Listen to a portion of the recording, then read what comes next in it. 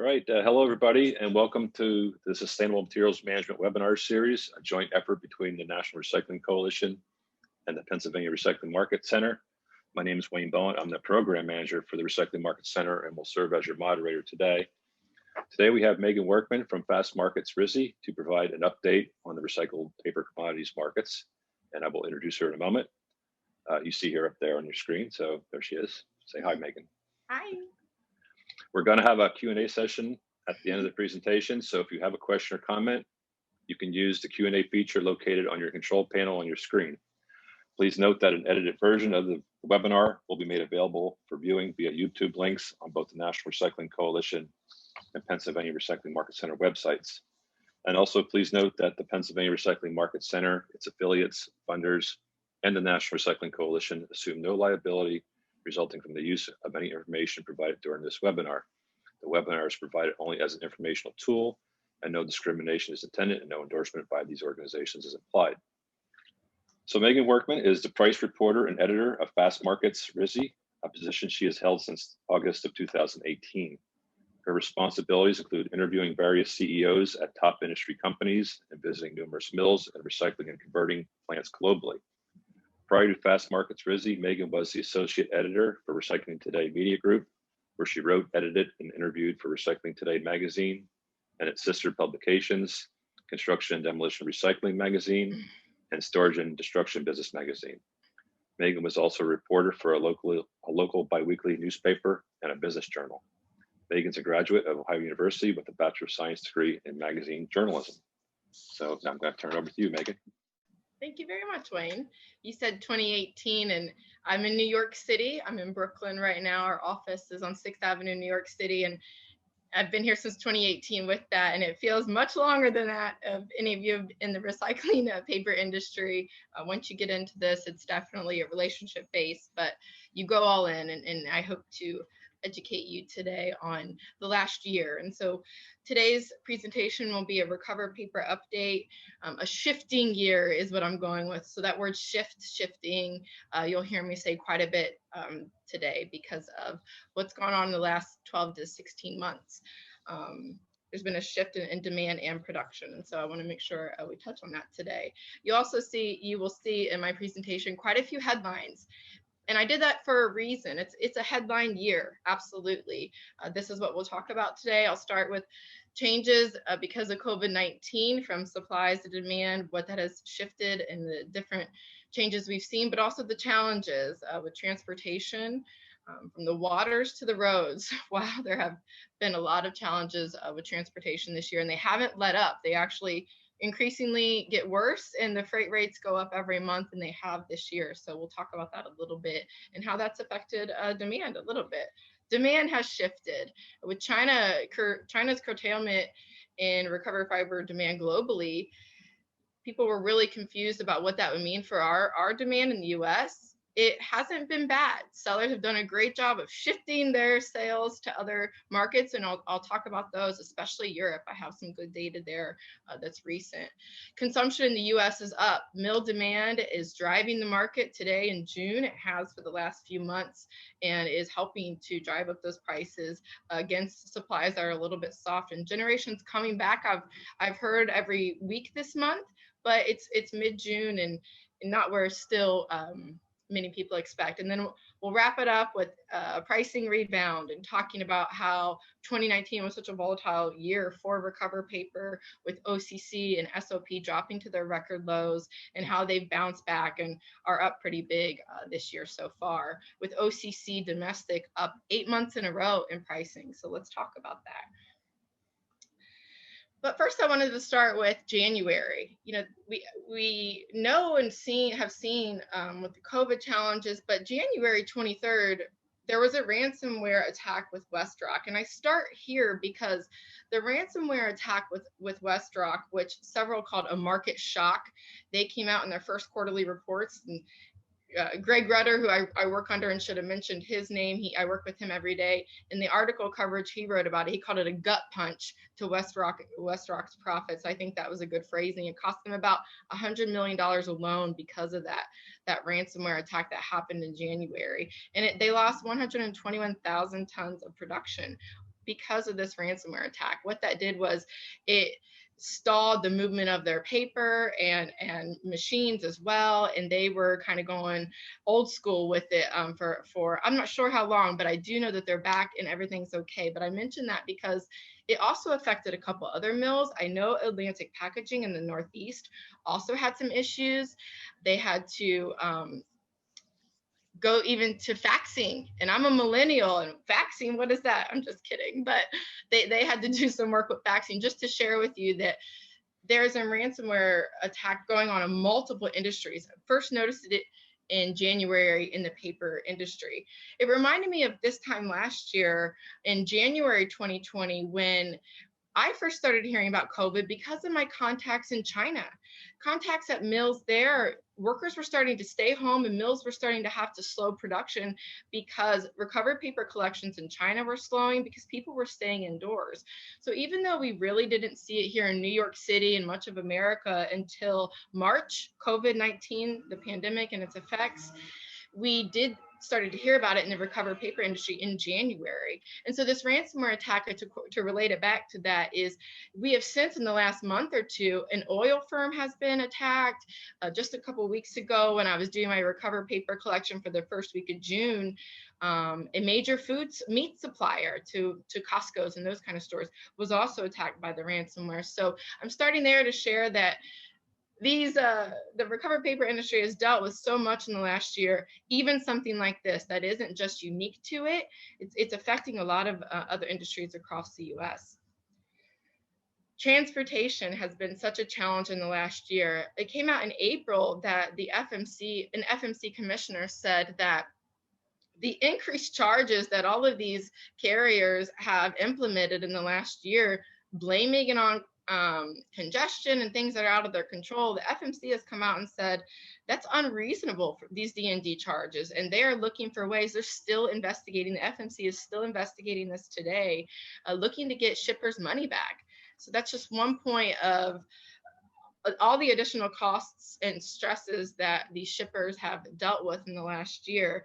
Freight rates have gone up $100 to $200 every month this year. That's not typical to see such monthly increases on the waters. Also on the roads, U.S. trucking rates in that last bullet you see, I had a Midwest broker share that stat with me that he was, moving tons out of Chicago at $950 a ton. We're up to almost $1,600 a ton. I'm hearing these kind of rate increases and anecdotes weekly, and they're still happening.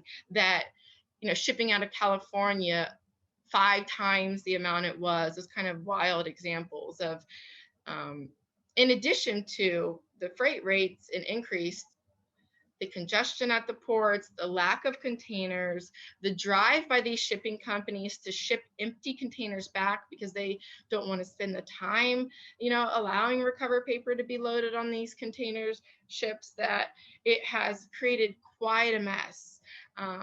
The Chicago area seems to be the one port area that has had the least amount of troubles in the last 9 months, but definitely the coasts are seeing a lot of troubles and still today moving tons out. So that has left some material, admittedly domestic, that wasn't able to move export.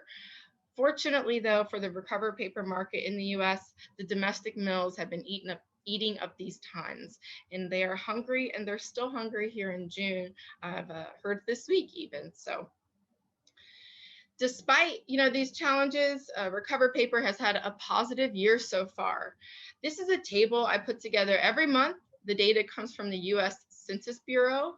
They publish, they're 2 months behind us. So this is recent data, it's April, but we're in June. So the most recent data we have from them is April. And a couple points from this chart. First, of course, that exports are up 15.6%. So we knew China was exiting the market. That was a warning. They gave us a heads up. And so that's why I think shifting the exporters, their tons, these other markets worked so well, because they did have that warning and they were able to start relationships and forming contracts in other countries. Where are those countries? Well, definitely Southeast Asia, as we know for sure, especially Indonesia, especially Vietnam. Also Europe. I have a table on the next page I'll show you. I just completed 2 weeks ago about the demand in Europe. It's up 52% a year over year in 1 year. So a lot of tons are moving to Europe. I'll explain why. Mexico, Canada, and Brazil, all hungry for US recovered fiber. These countries have all come in and swooped up tons despite China's curtailment in recovered fiber demand. Now, China implemented a ban. It's a worldwide global ban on recovered paper. They didn't just target the US. You do see on the table, though, it says they imported 48,000 tons in April alone. I've asked sellers that, why is the Census Bureau still reporting tons? And major sellers to China have said that that can't be true because if tons showed up to the ports in China, they would be rejected. So say la vie with that, about that in the chart. But a couple points from this chart I wanted to note is India. Looking at India's demand, 419,592 tons of recovered paper that they bought from the US in April alone is such a shift from 1 year ago. 1 year ago, India was importing about 230,000 tons a month of US paper. So 1 year ago, India's importing 230,000 tons of US recovered paper. 1 year later, they're up to over 400,000 tons a month. They're getting, nearing China's buying power when China was at its highs monthly. India also, I have that stat at the top about the first quarter. This table shows the first 4 months, but I had a little bit older data calculating the first quarter year over year. And in the first quarter of this year, US recovered paper exports are up 6.7%, 3.936 million versus 3.691 million last year. Same with India. India's buying is up 63.6% in the first quarter. So in first quarter 2020, India imported 677,000 tons. So under 1 million tons last year's first quarter.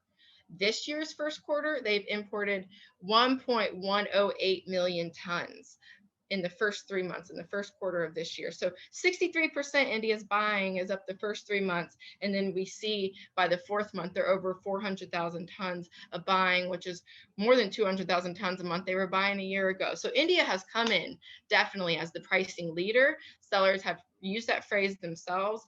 Every month this year, recovered paper pricing is up on the export side because of India's driven demand. But also these other countries have come in. And who are they? So this table at the top shows Europe, and the bottom table shows Malaysia's demand. I'm going to jump to Malaysia quickly because I just added this note about an hour ago. My news editor at Fastmarkets RISI forwarded me this piece that just came out this morning that Malaysia is expected to, by this September, ban mixed paper and implement a 100% inspection procedure process, which Indonesia right now has a 100% inspection procedure process, right? Where they inspect every single load that is going to be shipped to them. They're having sellers break open bales, and it is a tedious, another seller's word, costly and time-consuming process to do this for Indonesia. Now, there is a premium to ship to Indonesia. Last I heard, it was about $30 premium to ship tons to Indonesia because of this additional process that they have. Now it sounds like Malaysia is going to go through with the same type of process, but also at the same time, they're planning to ban mixed paper, and that is supposed to be happening in September. That's hot off the presses news, and I think that it's a sign of one thing we've been reporting, that China came out years ago and said, we're sick of trash, send us quality paper. That's one reason they first banned mixed paper, and U.S. suppliers admitted, and they have for years now, that, okay, admittedly, that made us clean up our act, right? And so recovered fiber in the US has gotten cleaner because of it. Mills in China have confirmed that to me in the last year again, that yes, it is a cleaner pack than it was a few years ago. Sounds like Malaysia is following in the footsteps of China and banning that mixed paper. Now, India threatened to do this a year ago, but boy, is India liking our mixed paper. How much did they pull? 150,000 tons almost in April, India bought of our mixed paper. And if you look at that mixed paper line there under the second half of the chart, look how much bigger India's buying of mixed is than every other major country we ship to. It's exorbitant. So India didn't ban mixed paper, and we'll talk about why they are hungry for our mixed paper here in a bit. So Malaysia coming out with this mixed paper ban, coming out with their idea to implement 100% inspection. But that table will show you that in 2 years, this is full year over year, Malaysia, I'm so excited to talk about India. Malaysia has curtailed its mixed paper buying by 50% in 2 years. So their banning of this isn't as much of a shock if they were to do it for OCC. If you look at their OCC buying, 48,000 tons in 2018 versus 314,000 in 2020. I had a little stat over here. Oh yes, that's up 550%. That percent change in the table shows you from 19 to 20, the years. But if you take the 48,000 tons from 2018 and compare that to last year's 314,000 tons, that's a 550% increase of Malaysia's OCC buying just in 2 years. So, okay, they plan to curtail their buying of US mixed paper. Not as big of a deal as if they were saying that about OCC. They're one of the big buyers who've come in and swooped in some more of those OCC tons. As you see that note on the right, it's because mills like Nine Dragons have opened more mills and plan to in Malaysia, in these Southeast Asian countries. And so I had a really large exporter tell me a few weeks ago that he's still selling to the same Chinese mills he's always sold to, just in different countries, right? If you understand that shifting of production out of China into these other countries absolutely is happening for containerboard, but also recycled brown pulp, which we'll talk about, and that's where some of this mixed, mostly OCC is going. Lastly, I like to put that little brag point in there. As always, Chinese mills have said and told PPI Pulp and Paper Week that the US makes the strongest fiber in the world, and they will always continue to seek it out. And that's where that demand for the recycled brown pulp comes in.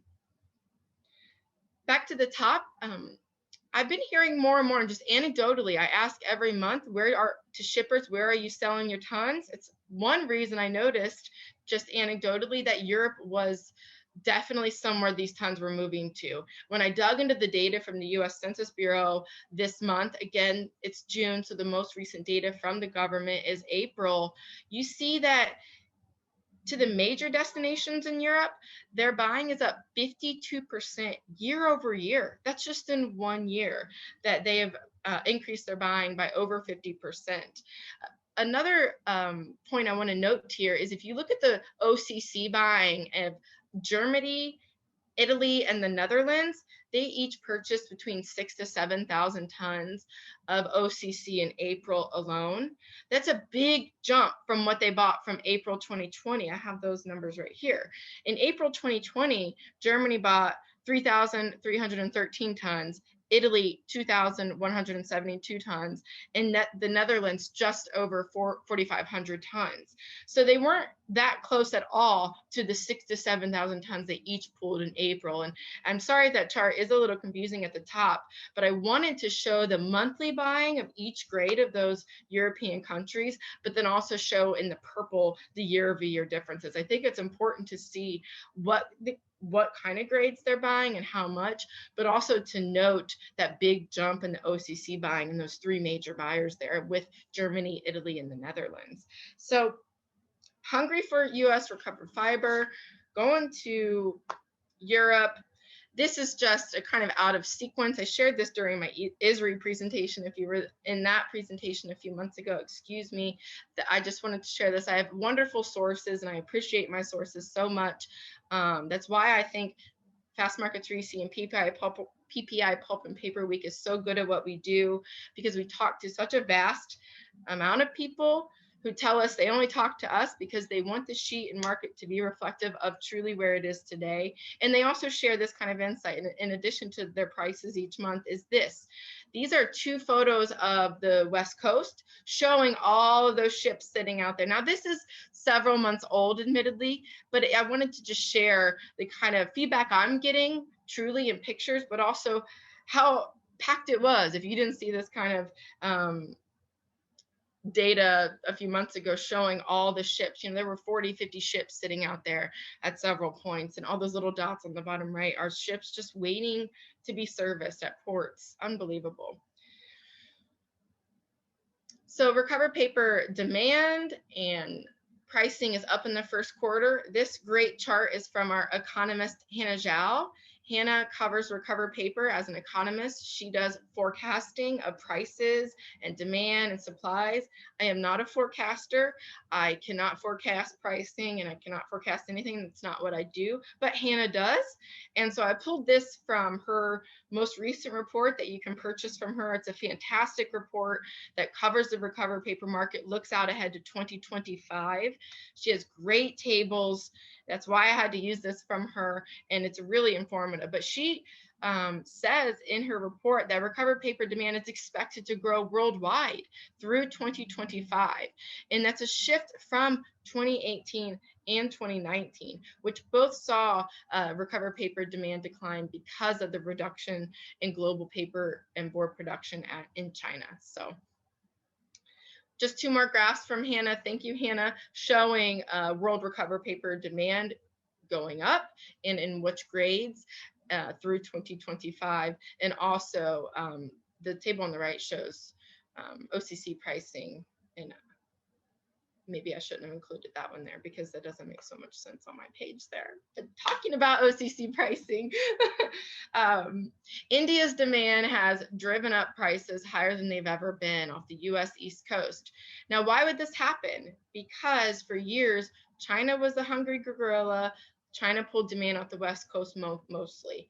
Because of the weight limits and destination, the length of time to get there, more tons go to India off the US East Coast. So that drove up double sorted OCC pricing above $200 a ton for the first time ever in March 2021. So just 3 months ago, DSOCC went above $200 for the first time ever off the US East Coast, for the first time since it was introduced a few years ago. The bottom table there shows what the recovered paper pricing looks like each month that we publish. This is the export side, of course, and it shows the most recent pricing. This is from earlier this month. We are going to publish July pricing on next Tuesday, a week from today, recognizing the July 4th holiday and having the day off on Monday. Although if you're one of my sources listening here, I am collecting data on Monday, July 5th to get the most updated pricing. So I will be working and we will be publishing on Tuesday. But I wanted to point out that this is the most recent from June 4th. We published on a Friday this month. And it shows that double sorted went up again. Now, why did it go up again? It's that power of India. That's why I have India on the tongue so easily, because they're out there buying. And they, in May, had a curtailed demand because they went into sort of a lockdown again. The mills slowed down, workers stayed home. That, for the first time, took down double sorted pricing on the export side, the first time all year. But they came back in June with demand, India did, driving up that price again by another $20 a ton. India's demand has also shaken up a couple other pricing setups that have been long-standing. In addition to that driving up the double sorted pricing above $200 a ton out of the New York, New Jersey ports, this shift has also caused pricing in general. If you look at the New York versus LA pricing, this has never been before until 2021 that the US East Coast, the New York ports, are seeing higher pricing than the LA, the Long Beach ports. Again, that's because of demand. When China, shut off its demand, that West Coast demand was really affected, whereas East Coast, wow, those sellers just, couldn't move those tons fast enough, except boy, were they slowed down by the issues that we've seen in the in the shipping, on the shipping side with containers and everything that we've discussed, increased rates, lack of containers, just issues at the ports that I didn't touch on yet much, that canceling of bookings, trying to get bookings, delays for weeks that just don't make sense. But you know, I've heard from many sellers, I've never seen a market like this before. But yeah, so changes like that because of India, that the East Coast sees higher pricing than the West Coast. So what's India doing with all this paper? They are making recycled brown pulp. Recycled brown pulp is made in the US. Indie Paper, which is a subsidiary of Nine Dragons, the largest containerboard makers in the world, based in China. They have a subsidiary in the US called Indie Paper. They have 4 mills, and the one in Old Town, Maine, just announced recently, they're going to add 73,000 tons of production of recycled brown pulp. This was news because it has only been softwood unbleached kraft pulp production, about 200,000 tons a year. So they're going to add production now for recycled brown pulp, showing again that those mills in China still have demand for U.S. recovered fiber, just in a different format, right? So U.S. recycled brown pulp is mostly made out of U.S. OCC, which is why India is loving it right now too, because they're making a lot of their brown pulp out of U.S. OCC. Now, just this week, I was collecting data. The most recent pricing you see here is May. We published the price at the last Thursday of the month. And so we're going to publish new recycled brown pulp pricing this Thursday. And in my collection this week, I understand it sounds like pricing might hold, but that India quality's become a concern in the last few weeks. I need to dig into it a little bit, admittedly. I'm not sure what has happened in the last few weeks, but I haven't heard this, that the quality of the brown recycled pulp has gotten a little shaky. And so what's going on there, I'm not sure. But they're loving our US OCC to make the recycled brown pulp, which goes back to Malaysia and these other Southeast Asian countries. Why have they been buying our US OCC? Because that Chinese production has shifted to some of these other countries, and they're eating up our OCC to make the brown recycled pulp, which then goes into containerboard production. So there we go.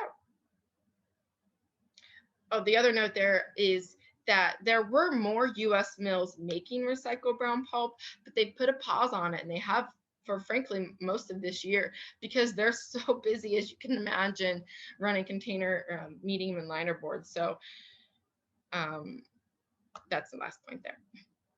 So OCC pricing is up 8 months in a row. This is another table I put together every month. It shows the national averages. As you can see, year over year, OCC at $109 a ton average this month is up about 50% from 1 year ago.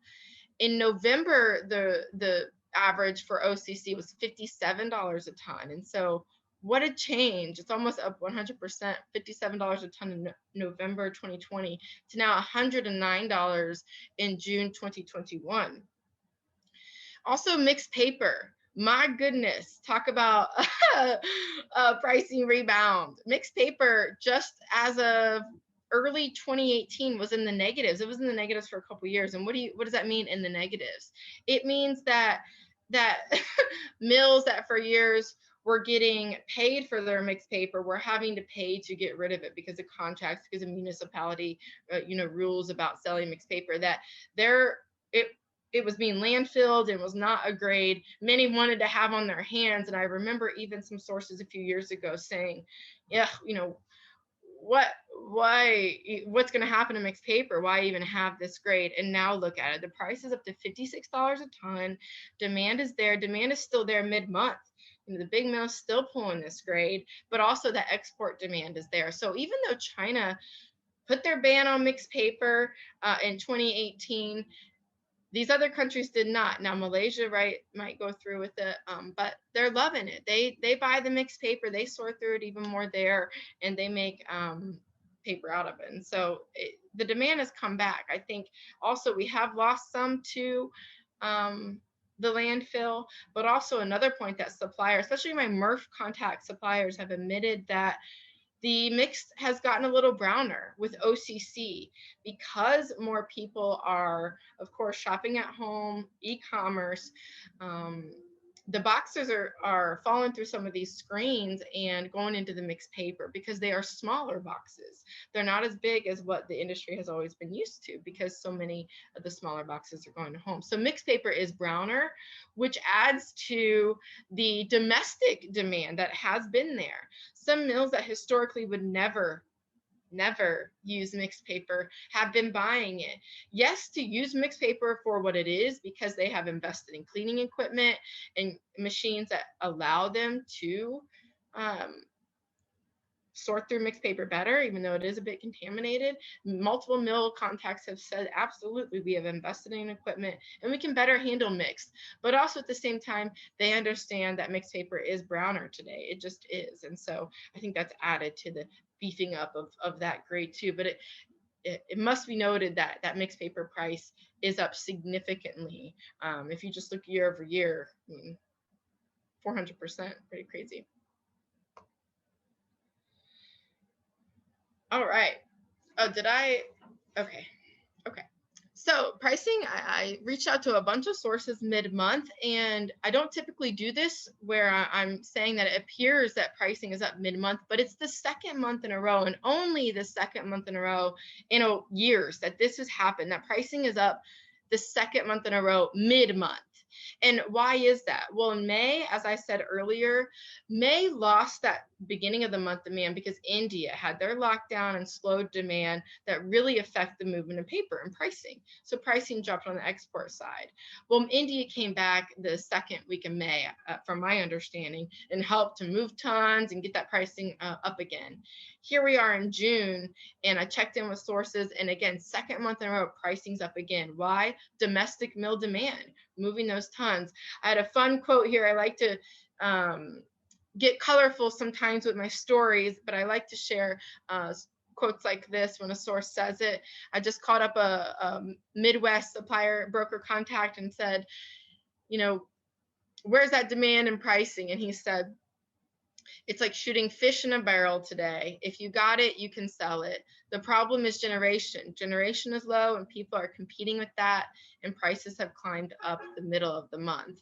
And so I heard a lot of anecdotes like that middle of the month, and still again last week, that here is why demand is up. The mills are building still some. They were for the 4th of July holiday, coming off also the Memorial Day holiday. So we had that 3-day weekend Memorial Day holiday in May, and then at the end of June into July, we have what for some it sounds like might be a 5-day weekend, or a little extended fun, as we should. Americans deserve it after the last year. I totally understand that. This is a list that we put together in PPI Pulp and Paper Week. It shows major North American containerboard capacity expansion projects through 2023. I included this chart. It's super handy, but mostly to show as another example of recovered paper demand is going to go up, and here's why. Here are some users that will increase some of their buying of U.S. recovered fiber, and why. One of them, notably in the middle of that list, is Green Bay Packaging in Green Bay, Wisconsin. I listened to a plant manager from that mill speak about a month ago in a session that was super helpful, and he said, confirmed what I had heard from multiple sources, that they are working toward getting their mixed paper demand up to 30% at that mill. So there's another hungry, soon to be hopefully buyer of mixed paper, eating up those tons. Yes, Pratt absolutely is the big buyer and demand for mixed paper, but there are others absolutely that have come in the last, not only year, but last 6 months, especially. Green Bay is one. I know they have been buying mixed. I know they've been buying OCC, but the point is their demand's going to increase above what it has been even. And so that is another point to note. It's 445,000 ton a year there. So multiple projects still upcoming and more demand to be had. Great sign for those who consume recovered paper. Look at this wacky little page. I did not design PowerPoint, did it for me, thanks. This is the fun page, I think, because it shows why pricing is up and that it is expected to rise still along with consumption. So in January is that top headline, and then in May is a recent headline. So in January, we ran a headline in PPI Pulp and Paper Week that said OCC consumption at 22.77 million tons was the highest consumption year in a decade for OCC. In May, come to find out, recovered paper is on pace to surpass that. So OCC just came off the highest consumption year it's had in a decade. So in 2020 at 22.7 million, it's the highest consumption year in a decade for OCC. OCC is on pace to surpass that this year. How do we know? Well, this great little table at the bottom is from the American Forest and Paper Association. They put out monthly stats on every major grade, especially, of course, recovered paper. And I snagged this, and it's pretty number heavy, but I think it's important to note in the gray, the most recent month we have, if you look at the consumption line, that middle gray line, blue line, the 2.073 million tons. Look at every other month listed there for consumption. It's the highest consumption month for OCC in 2 years. Also, OCC has surpassed 2 million tons consumption in a month only twice in the last 2 years. So May was a big consumption month for OCC, the biggest one in 2 years, and they've only since only surpassed it in 2 years. To compare it to last May, so we're at 2.073 million tons OCC consumed in May 2021. Compared to May 2020, it was at 2.073. Nope, that's the same. It was at sorry, I'm looking at a sheet over here that is not totally in line. May 2020's consumption was 1.758 million. So in 1 year, OCC's consumption has risen 18% month over month, just comparing May's. It's an 18% increase from this May, from last May. So again, that confirming that on pace to surpass last year's high consumption year for OCC. Well, in addition to OCC's high consumption month in May, it was a big month for total recovered fiber in May. I don't think I included that. No, I didn't. But I will read that number to you. That in May 2021, 2.8 million tons of recovered fiber were consumed. That was the biggest buying month of recovered fiber in 2 years. We haven't seen such a big buying month as we have last month in May 2021. It's the most most recovered fiber that has been consumed in 2 years at 2.803 million tons. That compares to last May's 2.4. So May 2020, mills consumed 2.4 million tons of recovered fiber. This May, it was 2.8, and it was the first month in 2 years to see such a big consumption month. So May was a big month, and if this pattern continues, we will definitely see recovered fiber and OCC consumption in general rise again this year. The AF&PA, that stat at the bottom, super helpful to know, and I think it supports what I'm saying here, that the AF&PA said that this year U.S. mills are anticipated to consume an additional 6.3% recovered fiber versus 2020. So last year, sorry, I'm diving into away from home next, so I wanted to make sure I covered the OCC side. Demand's going up, which leads me into the away from home talk, because June is what is to be the most that away from home tissue mills have run. Said another way, away from home tissue mills said that they would run the fastest they have run all year in June. That's what I wanted to say. So it's supposed to be their best month yet. Why is that? Well, I had stats. Oh, they're on the next page. That's why, everyone. Woo, I thought, okay. So this data is from Fastmarkets RISI's U.S. Tissue Monthly. It's from the May, and all the data is covering April. And April was a month of gains for the away-from-home tissue. So last year, the away-from-home tissue market was rocked in a bad way, because businesses, offices, airports, schools just shuttered, and they shuttered basically overnight. And so these printers, these sources of recovered fiber, of sorted office paper that feed into a way, they shut overnight. And so the supply cut off, demand cut off. So it was such a hard year for those mills, and so much so that they had downtime and slowdowns at the beginning of the year, that, you know, one mill cutting their demand for SOP or recovered fiber in general by 25%, just big numbers of slowdowns in the away from home market side. And we have some positives this April. The away from home converted product shipments increased 8.6% over year. And you see the bathroom stats there. The bathroom tissue demand was up 1.2% in April. Paper towel up 5.5%, napkins up 35.7%, and facial tissue up 25%. That's all year over year in April, and is welcome, because those mills have been running slow and haven't had much demand. So we're starting to get back into stadiums, going to sports and music.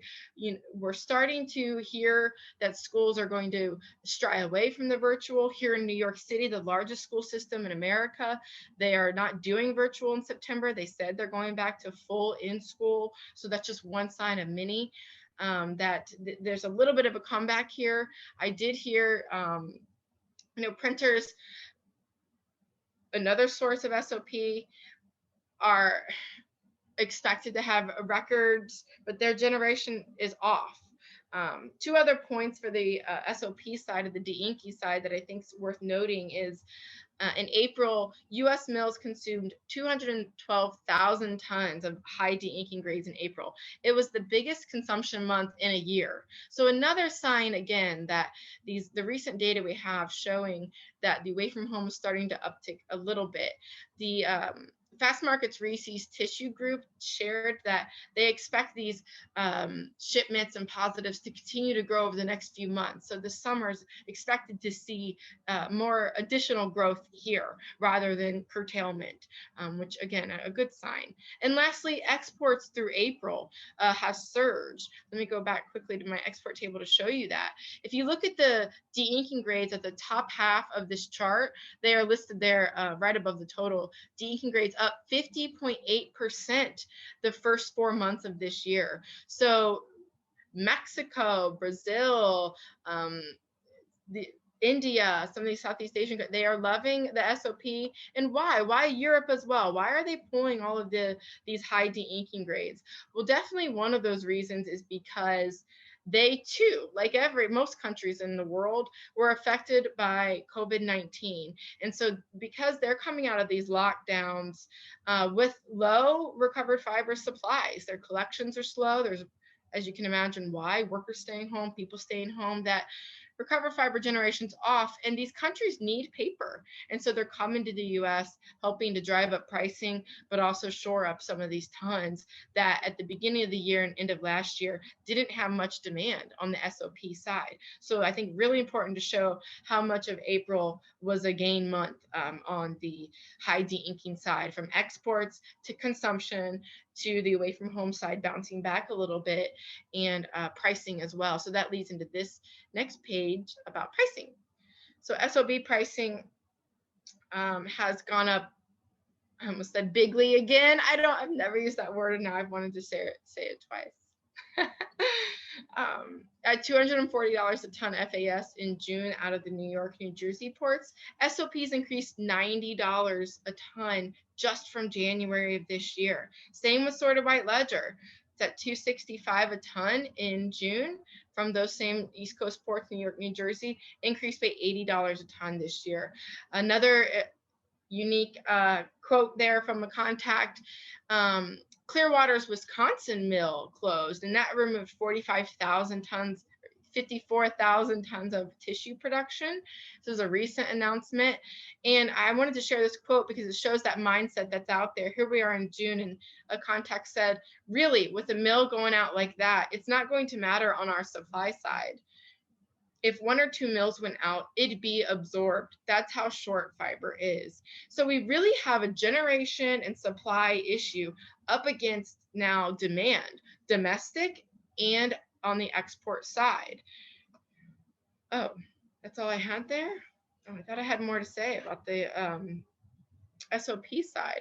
One thing I did want to know off the top of my head is that in 2019, recovered paper pricing for OCC and SOP dipped down to their lowest pricing ever, record low pricing. In November 2019, OCC went down to $22 a ton average. And in December 2019, SOP went down to $80 a ton average. So to see these averages today, where SOP is at $127 a ton, it just is such a swing from 2019, but also they just continue to go up. OCC, again, up 8 months in a row. SOP, the high Deinking grades and pulp substitutes, up 6 months in a row.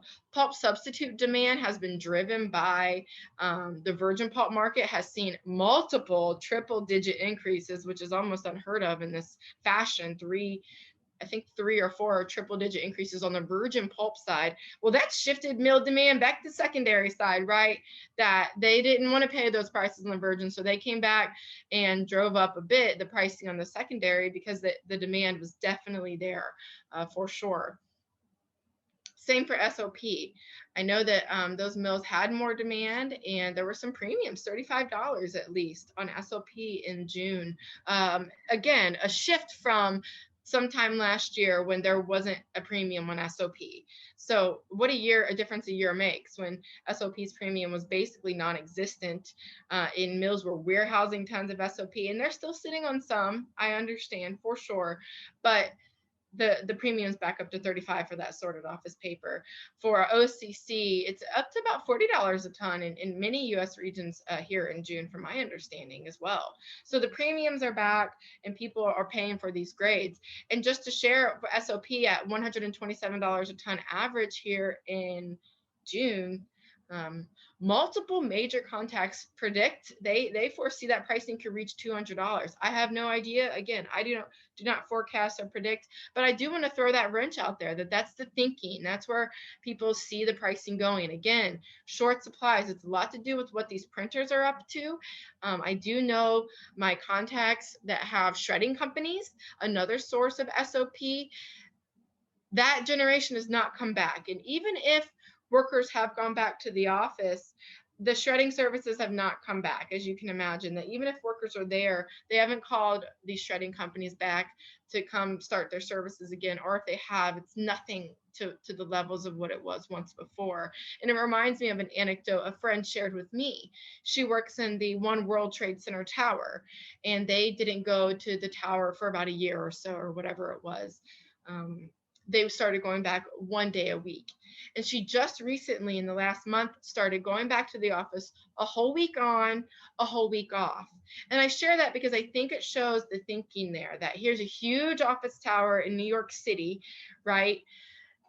That mindset of let's get these workers comfortable getting back in the office, but also a routine, right? So many of us, our routines have been shaken up. Here I am in my Brooklyn apartment. They're redoing the street outside, and I'm doing a webinar here. It's the name of the game. It's okay. But I think some of us absolutely do want to get back in the office. And so to here in New York City, I know Fastmarkets RISI absolutely supports that. And we do have coworkers there right now. It's just a slow process, and it is definitely something that is forthcoming.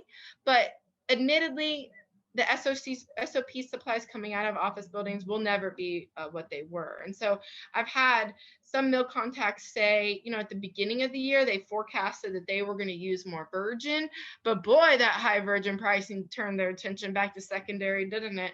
But some, because of customer demand, shifted to virgin anyway, because of requests to make toilet paper, brighter and whiter. And so you can't do anything about that, but that's just mill demand there.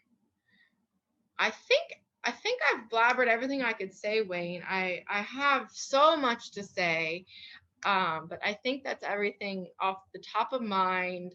And I think we have 20 minutes or so for questions. And I'm a talker, so I'd like to take a few questions in case one might be long, or if there are no questions, I can definitely throw more stats at you. Please feel free to email me. As Wayne and many of my sources can attest, poor Greg, I'm not always the best, but it's not a good excuse. As another source lit a fire under me about a month ago and said, Megan, we're all busy. You have no excuse to take so long to reply. So I am trying to get better at that, because we are all busy and we are all stressed after the last year because of COVID, of course. So thank you very much. I hope you learned a bit. And clearly I'm passionate and I love this, and I'm here to price report and update you about recovered paper as much as I can. All right, thank you, Megan. That was a great information, a lot of information. Good. I like the positives. It sounds like there's a lot of positive happening now in recycling, especially paper. So hopefully that will pull some of the other commodities along, and we'll see some revival of programs and increase in diversion of recycling. So we're going to take some questions now for Megan. If you do have a question, please use the Q&A feature on your computer screen.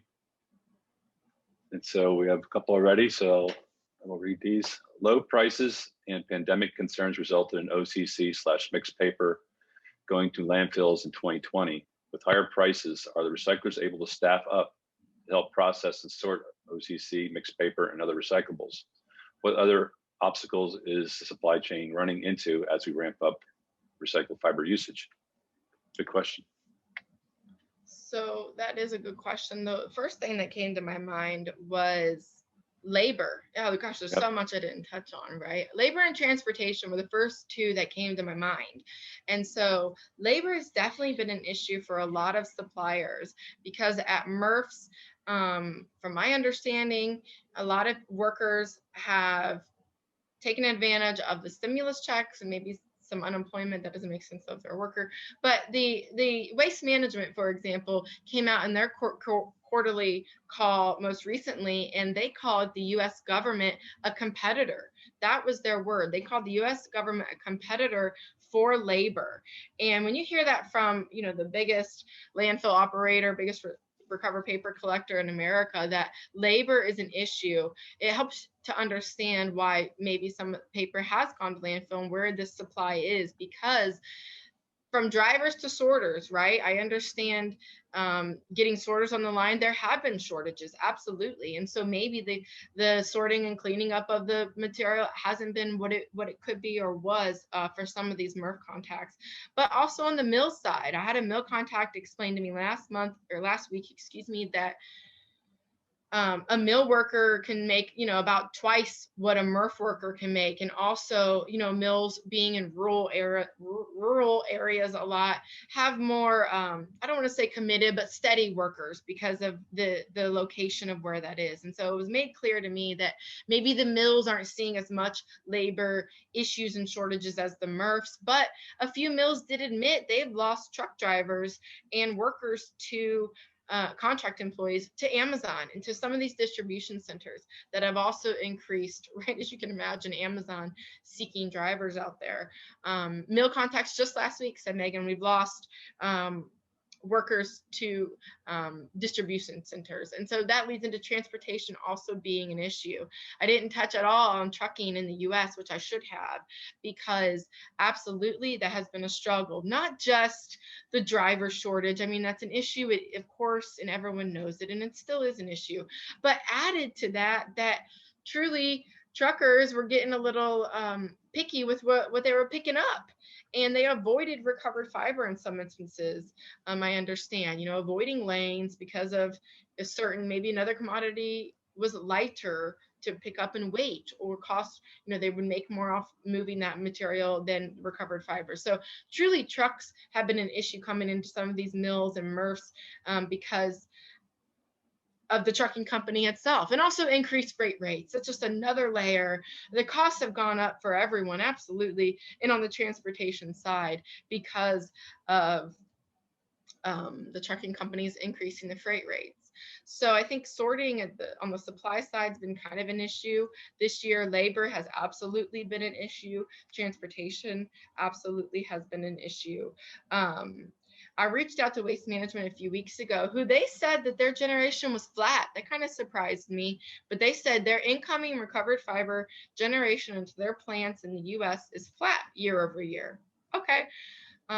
But they did also share that their advanced MRFs, they have these MRFs of the future. There's one in Chicago, right? From my understanding, I haven't seen it in person. I would love to, but it has a lot of robots and things like that working in it, that it can more advanced sort out material. That Waste Management said they've opened more of those and they're running well. And so on the other side of that, I don't want to knock the MRFs. The MRFs have invested a lot of money to better sort this material. They've definitely tried to improve their infrastructure. I just think some of them might have screens where, like I said, those boxes are falling through still because they weren't made for these smaller boxes. But to their credit, like Waste Management said, with these advanced MRFs, they are making investments to better handle these grades. And I think that is something to look forward to on the recycling side. Here's an idea, Megan. Have the Amazon drivers backhaul the cardboard to the DC. You know what, Wayne, you're not the first to say that. And I think, Amazon, to their credit, did the whole frustration-free packaging. I mean, they're truly shipping a vacuum in the vacuum box rather than putting, right. So when you shows up, you see the vacuum box.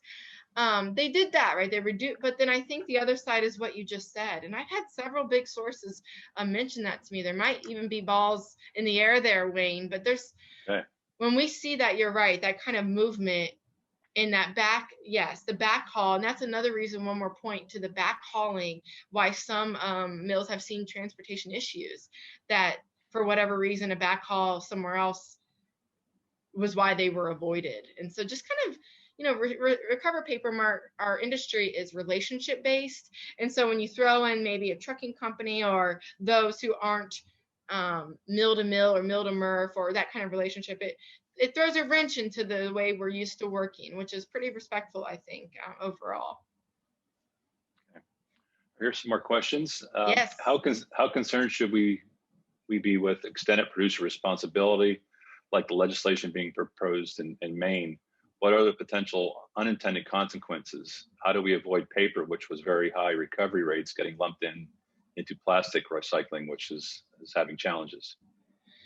Yeah, that's definitely an opinion question, and I'm not short of opinions. So I just wrote an article on that on Friday for PPI Pulp and Paper Week. I reached out to quite a few sources to get a good feel on that, and admittedly, Greg had to pull me back, you guys, because I got a little rah about the EPR, and I need to see both sides, right? That's my job as a reporter, to see both sides. But I started really drinking the Kool-Aid of the EPR, but it's because I got on the phone with a couple sources that are in EPR areas, right? EPR has been working in Canada and Europe for years. And these are paper sources that have talked about why it worked. And they admitted that, Megan, when this first came out, we hated it. We didn't see the benefits and we thought it was going to ruin everything. And now they're on the other side. So I shared that there is another side that, for example, it requires, the looking at packaging, of course. So it could actually increase the demand for paper packaging. An example I included in my article was a company I can't think of off the top of my head, making new laundry detergent bottles out of paper. Laundry detergent bottles out of paper, yes. And now we've also seen like water bottles made out of paper. So I think a long-winded answer to the EPR question is that it's going to happen. So I think that's why I got rah, because I understood it's kind of like one source said, he said, it's inevitable. So you can't, it's going to happen. So let's just deal with it because it's going to happen. So how can we deal with it? So looking at ways to invest in more paper-based packaging, which hopefully, right, would increase demand, We hope to see some recovered in there, you hope. And so the shifting away, we would hope it wouldn't combine paper and plastic. You hope it would totally make that divide that, okay, plastic is bad, here's why, and let's invest in paper. I mean, we could even talk about the example of the paper straw. Now, I know those are not being recycled and that does not come back into our supply, but when that happened, I know that created 70 new jobs at Aardvark. Aardvark's a U.S. producer of those straws, and they built a new warehouse and that increased, demand. So that's a U.S. company that saw increased production of paper just in straws. So long-winded to say, I wouldn't fear EPR. It is coming. Maine is where it started. I think Oregon's the next state where it's coming up behind. But it's been going on in Europe and Canada for years. And the joke in the recycling industry is that Europe has been ahead of us for 20 years, right? In so many fields. So if they've made it work, I think in the US we can make it work. One more point to that. I had someone in Canada say that last week that admittedly it has been a little wonky, right? It's like the US with our recycling rules. It's city by city, which is so confusing and it makes people doubt it. That Canada has recognized that about their EPR programs. And so they actually just in the last 2 weeks are rolling out and working on new rules so that the brand owners, right, can better know how to market their materials. Now, I do understand that MRF contacts and municipalities, we'll have to bid for the material. It's going to definitely be different how it's marketed. There is concern there. But I think for paper demand, it is a positive. I don't know if that answered it, but that's my long-winded answer on EPR. Thank you. Okay, do you see limited SOP or white recovered paper driving tissue producers to consume more virgin pulp? With the economy reopening and return of away from home tissue/napkin demand, how do you think industry raw material dynamics play out over the next year? Yeah, that's a good question. And that reminds me of when last year, several large recycled content mill sources said they forecasted this year that they were going to use more virgin. And they forecasted that because it didn't have anything to do with cost at the time. This was a year ago, we're talking. Megan, we're forecasting to use more virgin in 2021 because of supplies. We know no one's going to fill those office towers again. What the heck's going on with schools? And we're concerned about SOP supplies. And so they absolutely did. But then those virgin pulp markets drove up so much that threw their forecasts out the window and money talks and drove their demand back to the secondary paper side. There absolutely is a concern about SOP supply, but I think at the end of the day, money talks. So some of them just this month told me they still, they're sitting on some SOP supplies for sure, some of these big mills. So I think that's why they're feeling a little okay with demand. But going forward, again, that prediction hat that I don't wear, based on what my sources say, they absolutely have demand for SOP and they will going forward. The driving up on the virgin pulp side, turn their demand back to SOP. I don't have a solid answer there clearly because it's kind of guessing, but the major mill sources I talked to said that they will continue to use SOP. They are concerned though about the supply, yes, and where they're looking is to printers. They're watching the printers, they're talking to the printers, and that's really important to them. Sorry for not answering. Okay, thank you. So I just have a question on pulp. Now China, Yeah. They say now China doesn't take recovered paper anymore from the United States, but they do in pulp form. Is that correct? So they're basically offshoring their pulping, and they're still getting material from us, but just through a pulper, correct? Ding, ding, ding. Tell him what he's won, Johnny. Yes, exactly, Wayne. That's okay. Exactly the point. That was one of those, that word shift that I started the presentation with. That was it, because China shifted.